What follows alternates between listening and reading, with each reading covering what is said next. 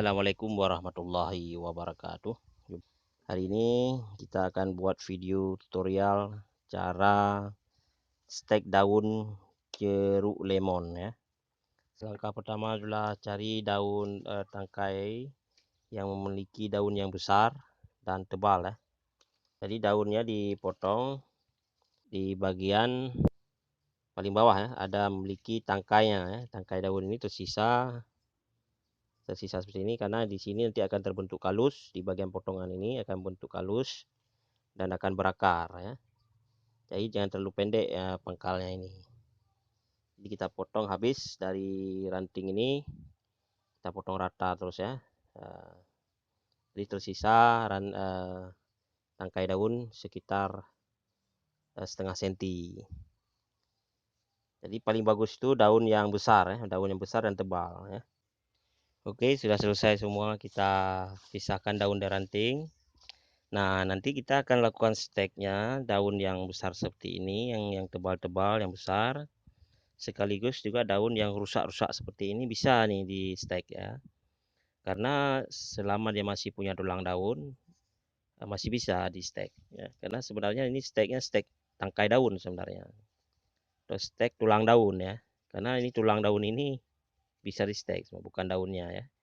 Jadi kalau kita buang semua daunnya kita stek masih bisa. Ini bisa juga kita potong dua bisa. Ya, yang besar-besar kita potong dua dan bagian ujungnya juga bisa stek. Tapi tingkat keberhasilannya tentu yang di pangkal ini yang lebih besar peluangnya ya. Jadi tidak perlu kita potong. Kalau mau kita potong boleh juga untuk mengurangi penguapan. Tapi kalau nggak dipotong juga tidak masalah ya. Ini langkah selanjutnya kita kasih perangsang ya. Perangsang akar. Nah, ini medianya sudah siap. Kita buat media semainya dari keranjang, dari wadah apa saja boleh. Yang penting itu komposisi medianya harus gembur ya. Harus gembur supaya pengeluaran akarnya tidak terganggu. Ini paling bagus lagi kalau dikasih pupuk kandang sedikit agar dia menambah kesuburan daripada media ya. Kita semai dari bagian sebelah sini dulu.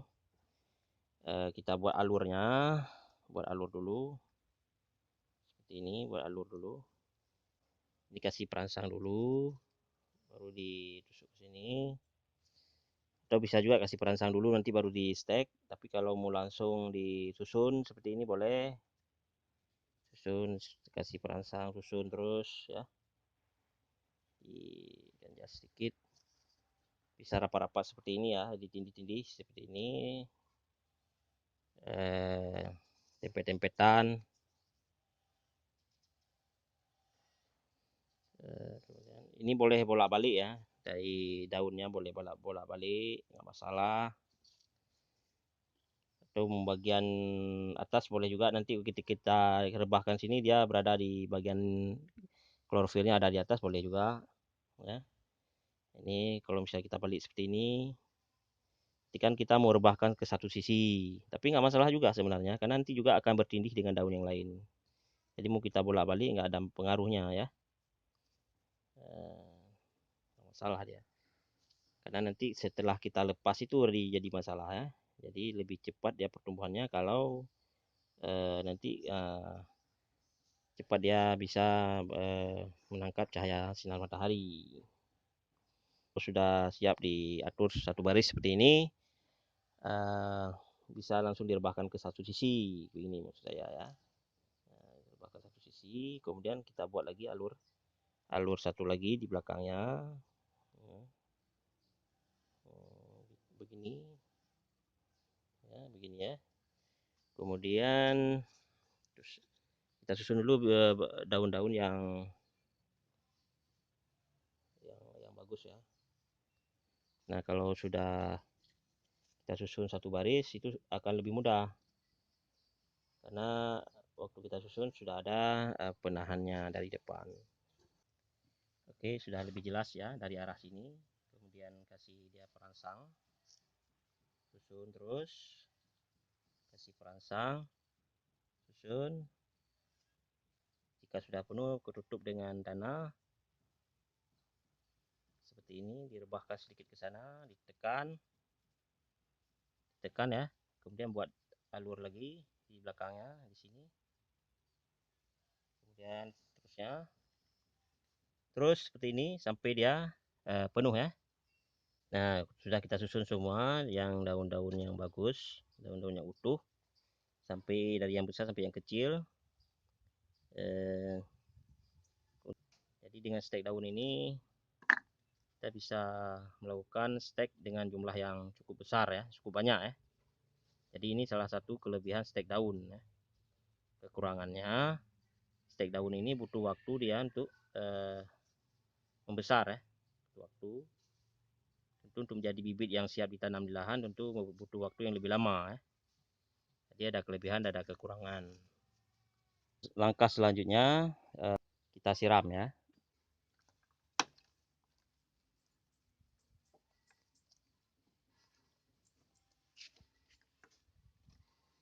Lakukan penyiraman sampai jenuh ya, sampai semua media basah sampai ke bawah. Jadi kira-kira 1 liter atau 2 liter lah. Ini airnya 1,5 liter ya. Kalau sudah basah semua udah cukup.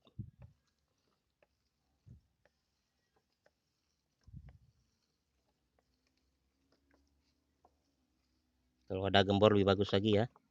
Tapi karena steknya kecil nih, takutnya nanti steknya berantakan, jadi kita pakai botol aqua yang kita lubang-lubangin seperti ini. Ini kan lebih aman. Kalau ada gembor yang kecil yang dari plastik itu boleh ya. Tapi ini praktis saja, kita lubangi tutupnya, isi air, kita cepit-cepit. Pastikan semua media basah sampai ke bawah ya. Untuk daun jeruk ini memang membutuhkan air yang banyak ya. Oke, selanjutnya disungkup.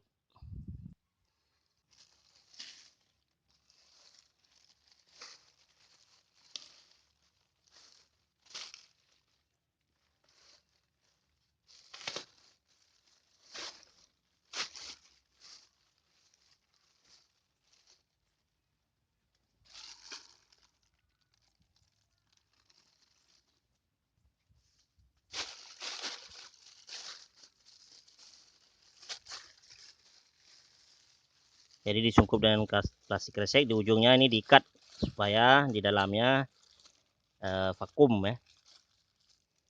Ikat dan ditempatkan di tempat yang teduh.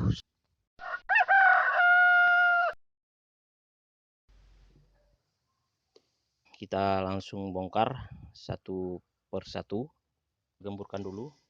Rupanya sudah menembus jaring ya, menembus jaring. Coba kita cek, oh sudah menembus rupanya. Petik. Jadi bisa dilihat ya bawahnya ya, lumayan ya. Jadi kalau kita tarik putus, jadi harus kita lepas, karena paling bagus bawahnya itu dikasih plastik aja ya, plastik yang dilubangi beberapa lubang. Karena kalau jaring begini, ini pengalaman ya, pengalaman untuk kedepannya. Oke, kita ambil satu aja dulu.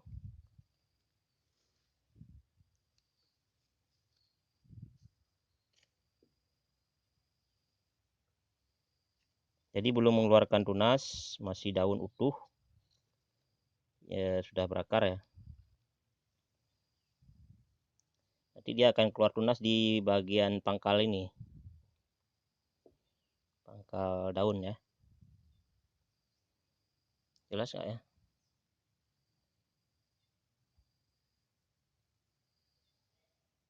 Kita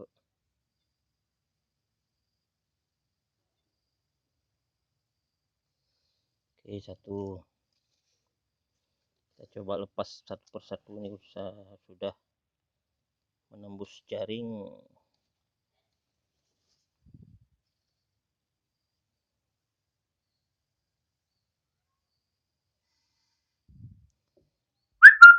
Jadi stek daun ini sebenarnya sudah lama ya. Sudah lama nih. Sejak saya kuliah tahun 95 itu sudah mulai terdengar ya cara-cara stek daun seperti ini ya. Mungkin lebih sebelumnya juga sudah ya. Tapi saya ingat waktu saya kuliah tahun 95 terus sudah ada yang melakukannya, cuman tidak umum ya. Ini tanaman yang sangat mudah untuk dikembangbiakkan dengan cara vegetatif. Karena kalau sudah berhasil dari lemon, nanti kita tingkatkan lagi ke daun-daun yang lain. Nah, tentu setiap tanaman punya tantangan tersendiri ya.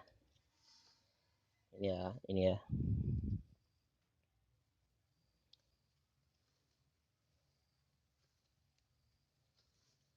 Oke. 4 sudah berakar. Ini kecil-kecil cabai rawit nih. Kecil tapi akarnya luar biasa ya. Udah menembus semua rupanya ya. Jadi ini ada sebagian akar yang terputus waktu kita cabut ya. Ini juga sudah berakar, ada berapa ini? Nanti kita hitung balik ya. Sekarang kita cabut aja dulu. Nah, ini dia. Cabut aja dulu semuanya. Oke, ini dia.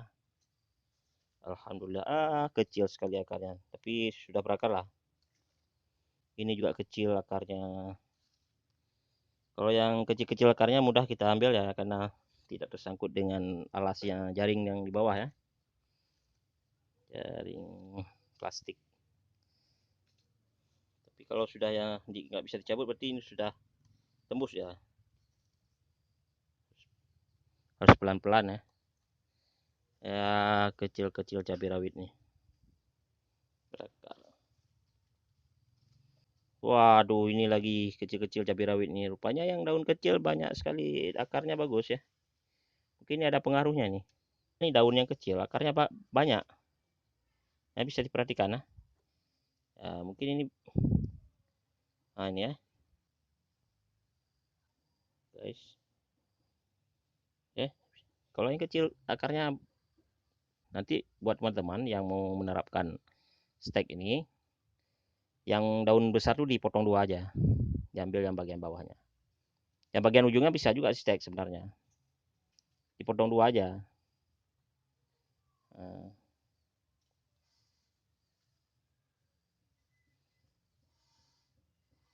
Nah, ini kecil juga daunnya, akarnya banyak. Oh, ini kurang nggak berakar. Wah, ini kan ini daunnya besar ya, akarnya sedikit. Nah, ini dua-dua kecil, dua-dua akarnya ini kurang. Walaupun kecil kurang ini ya. Ini luar biasa nih akarnya. Oke. Ini sudah habis ya. Oke, jadi ini salah satu pilihan untuk memperbanyak tanaman lemon dengan cara cepat ya. Perbanyakan yang sangat cepat, cuman pertumbuhannya mungkin butuh waktu ya. Jadi ini saingannya kultur jaringan ya. Kalau kultur jaringan kan dia bisa diperbanyak dengan jumlah yang banyak dalam waktu yang cepat, tapi pertumbuhannya itu agak lama dia kan, karena dia butuh proses ya. Butuh proses dari kalus membentuk anakan, kemudian dibagi-bagi lagi di subkultur lagi, kemudian diaklimatisasi, kemudian pembesaran sampai penanaman ke lahan itu lama, butuh proses mungkin setahun atau setahun setengah. Tapi bisa diperbanyak dengan jumlah yang cukup banyak ya. Jadi ini teknik stek daun ini bisa menjadi saingannya dari teknik kultur jaringan ya. Ya, karena untuk daun ini dia bisa identik dengan induknya ya, identik. Tapi ada juga laporan yang menyatakan bahwa ada beberapa penyimpangan, tapi itu tidak begitu besar penyimpangannya.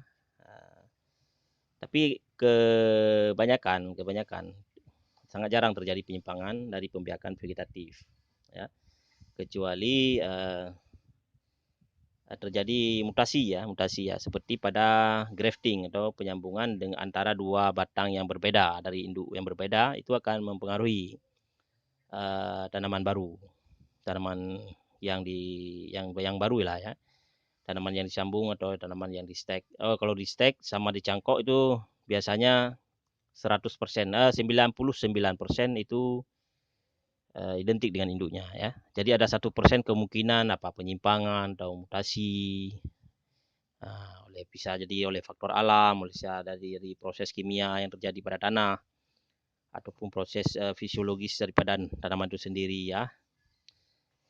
Jadi seperti itu. Jadi ada 1% lah ya. Untuk detailnya silakan Anda lakukan penelitian lebih lanjut atau membaca jurnal-jurnal yang ada di dunia tanaman tentang proses mutasi gen atau penyimpangan-penyimpangan yang terjadi pada tanaman. Jadi walaupun pembiakan tanaman secara vegetatif itu ada kemungkinan terjadi penyimpangan.